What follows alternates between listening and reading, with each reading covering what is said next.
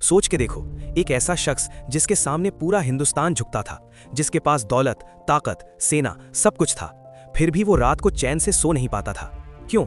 ये कहानी है जलालुद्दीन मोहम्मद अकबर की, और उस एक नाम की जिसे सुनकर उसके दिल की धड़कनें तेज हो जाती थी। वो नाम था महाराणा प्रताप। अब ध्यान से सुनो, क्योंकि ये सिर्फ इतिहास नहीं, ये माइंडसेट की लड़ाई है। 1556 अकबर गद्दी पर बैठता है। उसके दिमाग में एक ही सपना, पूरा भारत उसके अधीन हो, और उसने किया भी।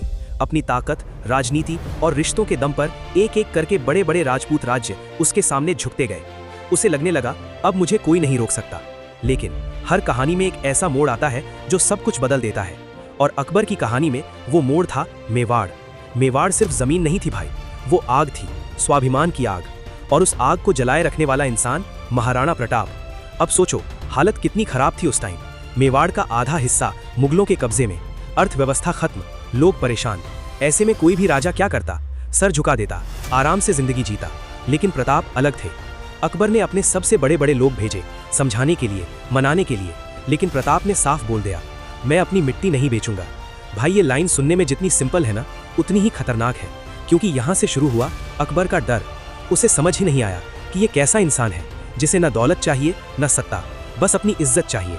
और यहीं से खेल बदल गया। ये लड़ाई तलवारों की कम, दिमाग की ज्यादा थी, और धीरे धीरे प्रताप अकबर के दिमाग में घुसने लगे। अब जरा 1576 की बात करते हैं, हल्दी घाटी का युद्ध। भाई, ये सिर्फ एक युद्ध नहीं था, ये तूफान था। जब प्रताप अपने घोड़े चेतक पर सवार होकर मैदान में उतरे ना, तो सामने खड़ी मुगल सेना के अंदर डर बैठ गया।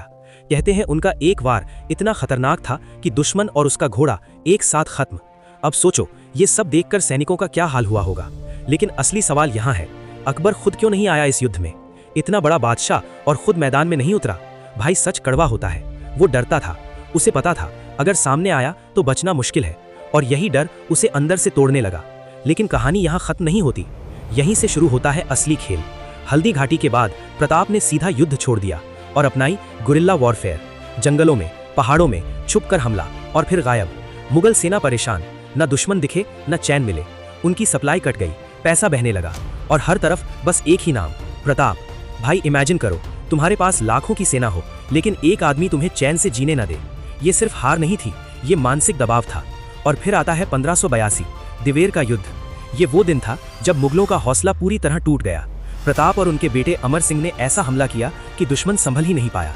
कई चौकियां बिना लड़े छोड़ दी गई, लोग भागने लगे, और अकबर बस दूर बैठकर देखता रहा।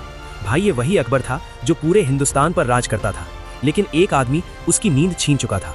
वैसे अगर तुम ऐसे हिडन इतिहास के सच जानना चाहते हो तो अभी चैनल को सब्सक्राइब कर लो, क्योंकि आगे जो आने वाला है वो और भी शॉकिंग है। समय बीतता गया। प्रताप धीरे धीरे अपना खोया हुआ इलाका वापस लेने लगे। उन्होंने नई राजधानी बनाई और एक मजबूत शासन खड़ा किया। दूसरी तरफ अकबर सब कुछ होने के बाद भी अंदर से खाली। और फिर 1597 में जब प्रताप की मृत्यु की खबर आई, भाई, जो हुआ वो किसी ने एक्सपेक्ट नहीं किया था। अकबर खुश नहीं हुआ, बल्कि उसकी आंखों में आंसू आ गए। सोच सकते हो, जिस इंसान से वो जिंदगी भर डरता रहा, उसी के लिए उसके दिल में इज्जत भी थी, क्योंकि वो जानता था ऐसा दुश्मन बार बार नहीं मिलता। एक ऐसा इंसान जो झुका नहीं, जो टूटा नहीं, और जिसने साबित कर दिया कि असली जीत जमीन की नहीं, इज्जत की होती है।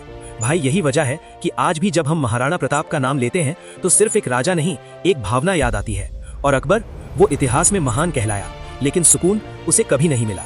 तो अगली बार जब कोई तुम्हें कहे कि ताकत ही सब कुछ होती है, तो उसे ये कहानी जरूर सुनाना, क्योंकि कभी कभी एक इंसान का सेल्फ रिस्पेक्ट पूरे साम्राज्य पर भारी पड़ जाता है। मिलते हैं अगले वीडियो में एक और ऐसी ही सच्चाई के साथ जो तुम्हारी सोच बदल दे।